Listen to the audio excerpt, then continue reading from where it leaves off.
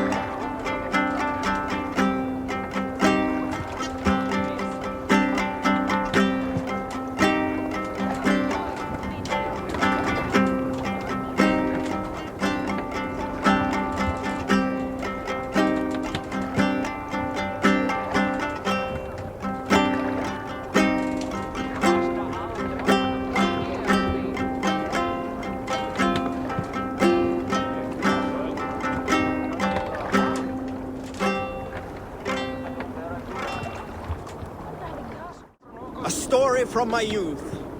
This one has no lesson to be learned or message to be gleaned. Often my father liked to take me on hunts in the forested lands east of Avaldsnes. I loved these solitary times with him. I had never felled a beast myself, and my father saw that this upset me. I was only a boy, but I had the dreams of being a man. So one winter, my father asked me to perform a bargaining ritual to the goddess Skadi to improve his bow skill and snow sight. With glee warming my heart, I cut a hair and sacrificed it to the goddess, asking in exchange of skill and sight for my father. When the ritual was done, my father and I set off into the forest. We hunted all day until night fell, and we slew no game. That night, around the fire, I was sullen. My sacrifice had not been heeded, yet seeing my sad face, my father only smiled. Had you been hunting, he said, you would have killed 6 fine deer. For Skadi hears only those who speak to her. Yeah!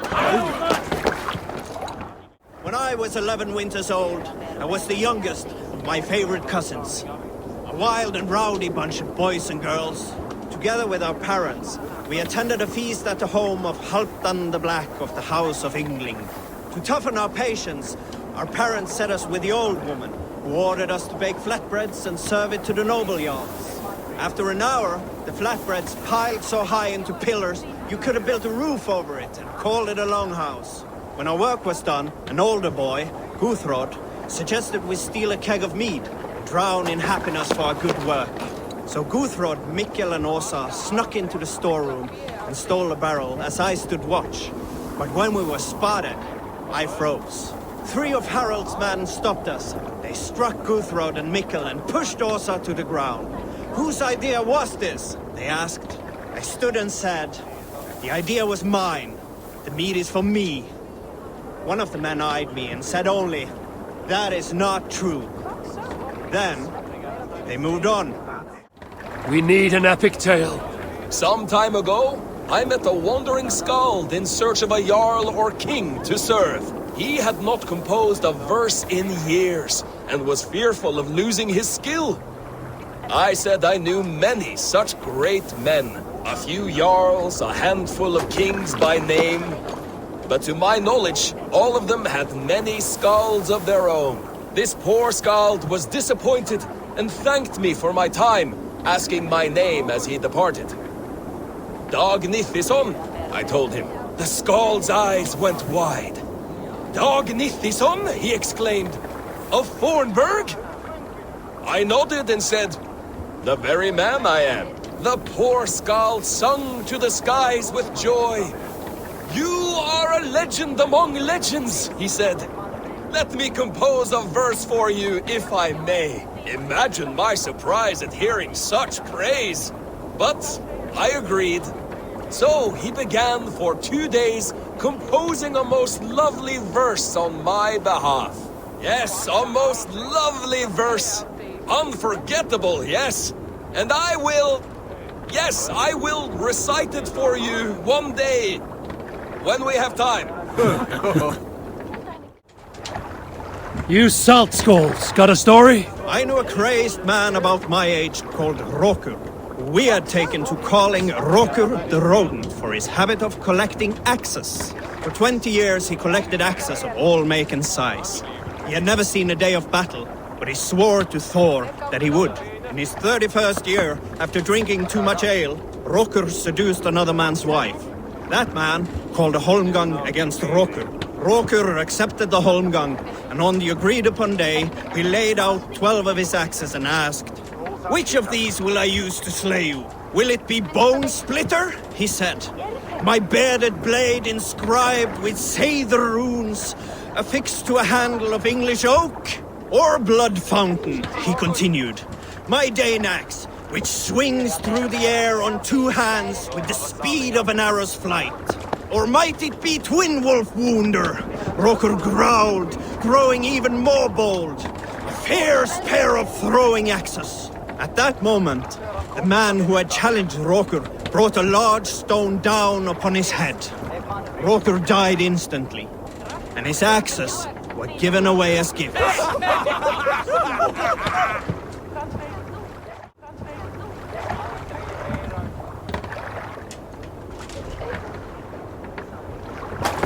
Is there a sea scald among you? Here's a tale I do not often tell. There was a clan, little known in the south, composed entirely of warrior women. And Why you did not stay with them when they asked you to be their king, dog, I will never understand.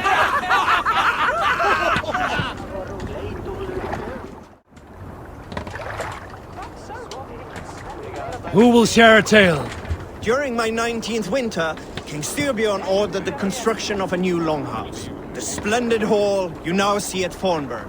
To build this longhouse, he employed the help of 20 men. I was among them, as was Fradi, the strongest and stoutest man I had ever seen. We set about felling trees and hewing wood for timber. Fradi was the fastest of us, dropping 41 trees in only 2 days.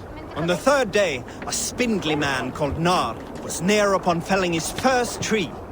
He had hacked it all the way around like some mad animal. When the tree fell, it did so in a direction he had not wished. Straight down upon Fradi. Nar called out, but it was too late. Fradi had only enough time to turn and face the doom bearing down upon him.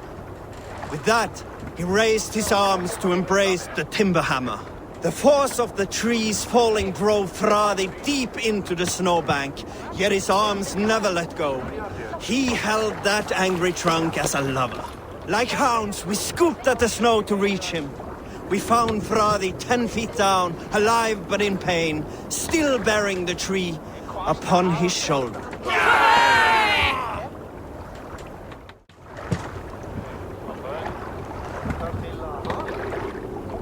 Let's hear a story.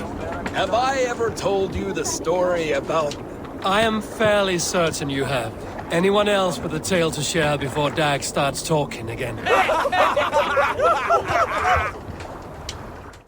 We need an epic tale. In my youth, I remember hearing the story of Kalda, a fierce young woman whose father forbade her from swordplay and raids. Kalda had skills to match or surpass any man in the clan. And so it was that her beloved Gapi asked her aboard his ship. Once again, Kalda's father forbade her to leave, calling her soft and weak and fragile. But Kalda ignored these insults and left. For a full spring, Kalda and Gapi sailed the coast of Francia, raiding and plundering and taking much silver and riches. Then, in the early weeks of summer, a passing ship gave Kalda the news that her mother had died suddenly. Kalda was grief-stricken. Kalda returned quickly home, only to find her mother there, alive and standing quietly beside her father. Kalda was confused. Kalda's father spoke with a sour voice. I sent the tale of your mother's death, for you were insolent. But now you are home, where you must stay. Hearing these words, Kalda pulsed hot with rage. She slew her father and fled back to her ship, then set a swift sail for the horizon. You salt skulls, got a story? You may not know this, but Ragnar Lothbrok once asked me to lead his early assault on England myself. This would have been 8, maybe 10 years back. It's hard to say. The winters blow into one another like a great white fog. But I remember as if it were yesterday. Ragnar appeared at my home unannounced. Naturally, I welcomed him. He had traveled a great distance only to see me.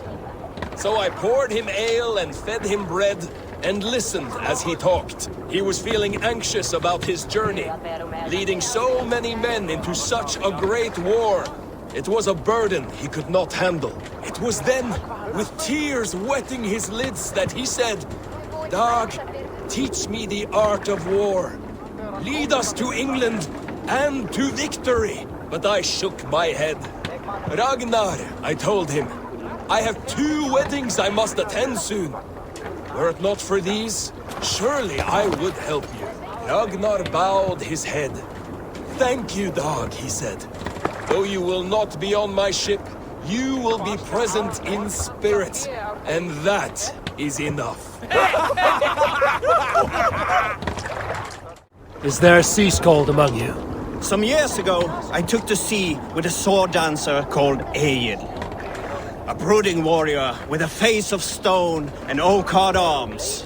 On a raid in Courland, we shored up along the edge of a forest and explored until we came to People Parts, a large farm. It was night, and all were asleep. So we set about plundering the place in the quiet of eve, taking sheep and goats as we pleased. It was then that Egil saw a farmhand and pressed the boy for the family's hidden silver. The farmhand squawked like a crow. Being hid beneath an anvil at the smith's forge, the silver was no trouble to lift. In secret, we took it and the boy back to the ship. It was then that Egil grew sad, for when the farmers woke with the crack of day, they would know they had been robbed, but not by whom.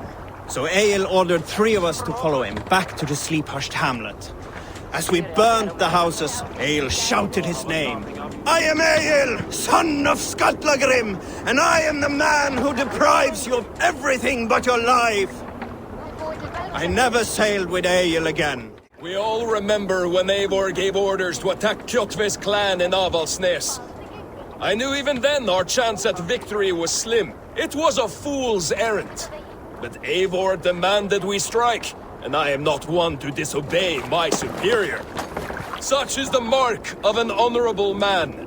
You all know what followed. We set upon Kjotve's men and were overwhelmed. You lot were captured and fit to be butchered, and Eivor here, carried off to be sold into slavery, a fate worse than a fine death. But there is one fact you do not know. In the initial fight, I came upon Kjotve, cowering in an empty house. He did not see me, and I came within 2 arms lengths of him. I could have slain him! A fast stroke of my axe, ending our troubles. But I held back. Why? Because I remembered my oath to Eivor. Yes, years ago, Eivor had staked a claim on Kjotve's life. So I left the Bakraut alone. Yes. A pity, Dag. There's no one living who can verify this incredible tale. Who will share a tale? Here is a story I have not told a man, for it happened only last month. I was sharing a mead horn with a beautiful woman. When she, her sisters, and her mother all begged for your hand in marriage. Is that how this tale ends? Yes. Were you there?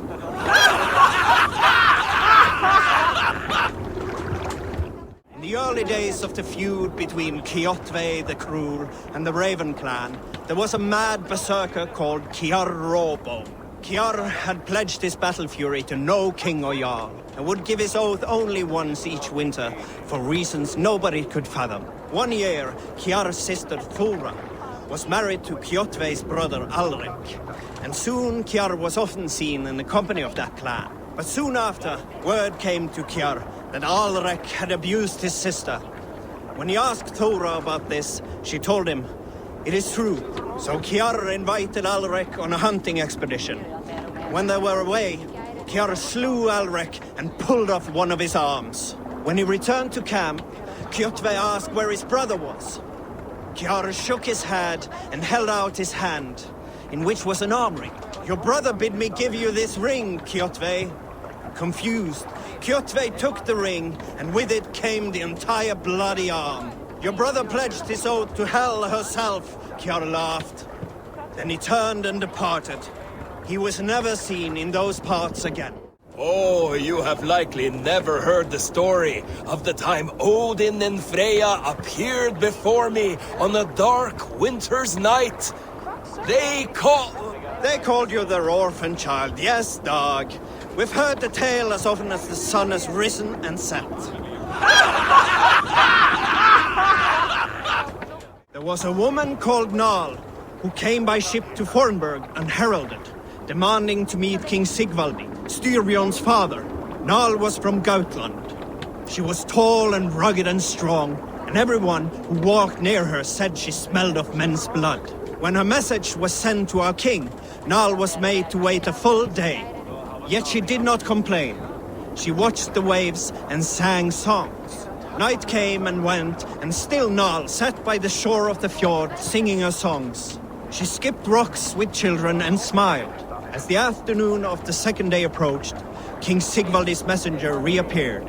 They spoke quietly together. At last, the messenger stood back and waved to some men nearby. 3 men bearing 3 chests of silver approached quickly. They set the chests of silver in Nal's ship and stood back. Then Nal stepped forward, swinging a large, bloodied sack before her. Nal opened the sack and emptied it on the shore. 7 pairs of hands tumbled to the ground. Nal then mounted her ship and sailed away. We need an epic tale.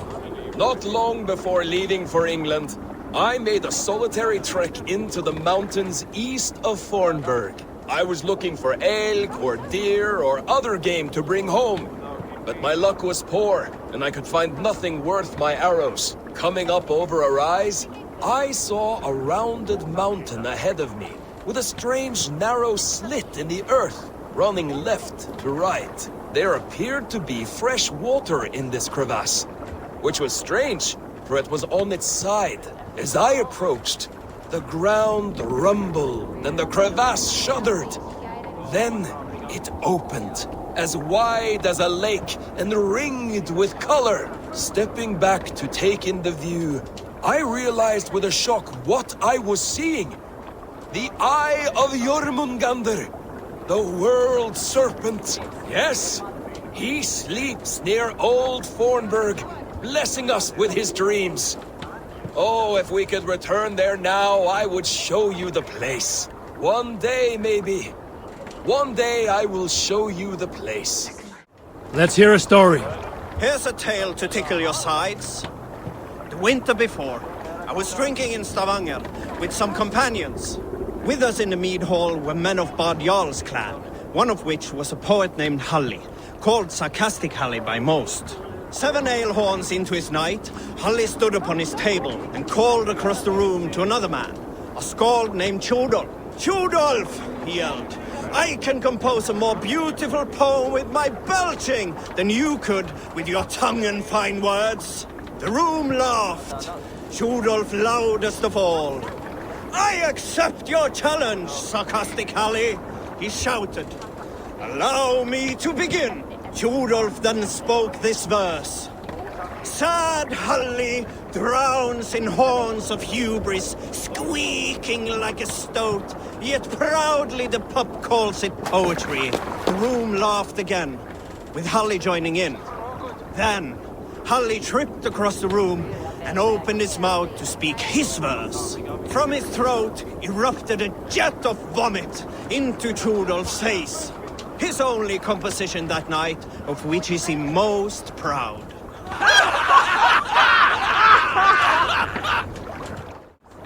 Is there a sea skald among you? You might not be aware, but I am a man with considerable shipbuilding craft. In my youth, just 13 winters old, I designed an improvement to our dragon boats. One that gave them extra strength. It is so common now that none remember my genius design. But at the time, I was praised from the top to the bottom of Norway. I had been out sailing with my father when we hit a rough patch of ocean. Our boat trembled like a frozen skeleton. We nearly broke to pieces, but I was not afraid. I was transfixed by the ship itself, watching it bulge and heave. As men screamed around me, I devised improvements to keep the hull solid and shapely. When we returned to port, the men vomiting and weeping around me, I shared my ideas with my Jarl. He thanked me well. In time, all our ships used my new design, and soon all of Norway. So you may thank me, not the gods, for our smooth passage here. Who will share a tale? Unar the Ugly was an excellent sailor who could pilot a longship entirely on his own. This is why King Sigvaldi kept him around. In all other matters, Unar was a cruel, anxious and humorless man. He was one of the most unlikable people I have ever known. One year, I recall we had invited some Carls from the Yngling clan to dine with us. As we were serving ale, we came to find that we had none left. It so happened that the ale had run out just before reaching Unar's hall. This raised in him a word storm, and he accused Sigvaldi of treachery. Every man in the longhouse jeered at Unar for raising such a fuss. This made Unar angrier than before, and he stormed out. A short time later, we heard him yelling through the door of the hall. I set this scorn pole upon the men of Yngling for their dishonor! We looked outside and saw that Unar had severed one of the heads of the Yngling's horses and stuck it upon a hazel branch. When he saw us gathering at the door, the Yngling Carls among us, Unar panicked and ran. He was not seen for many months.